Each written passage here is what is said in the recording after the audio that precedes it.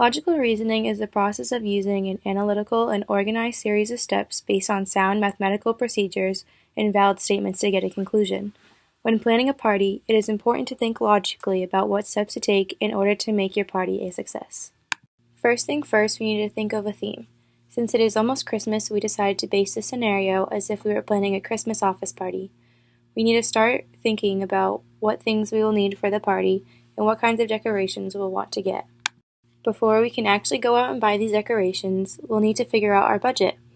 Is the office going to help fund it? Will you be putting in the extra money? Or will the office split the cost? Once that is established, what do we definitely need to set money aside for? We need to start with the amount of people going, then the place, the food, invitations, decorations, and activities. Then we'll go into extras like party favors, photographer, and whatever extras you can think of. Now it's time to make a list of people to invite, because what's the point of throwing a party if no one's going to come?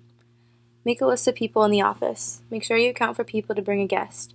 Maybe even think about having a guest of honor, like Santa at the party. It is important to include an RSVP date so that way you can give a head count to the venue and also to make sure you have the right amount of food. It's also important to reserve the venue as soon as you know that you're going to have a party and you have the date in mind. You don't want to wait until the last minute because you don't want the chance of the venue already being reserved for that night. Keep in mind the size of the venue compared to your guest list and if there is sufficient parking for everybody.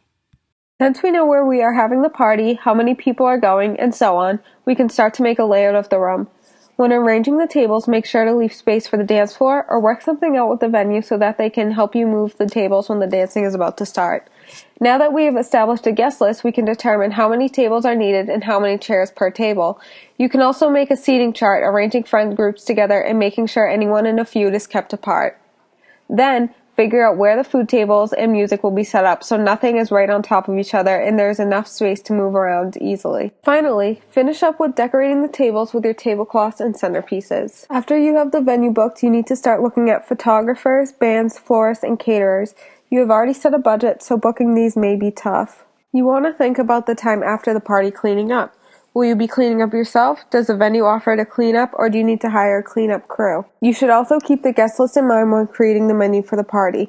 If there are kids coming, then you need to make sure there is food that kids will choose. Once you have the venue booked and everything else that you have planned, you need to confirm everything. The last thing you want is for a reservation to be lost and find out the day before. During the party, it might be fun to have games. This way you can get people out of their seat and have some fun.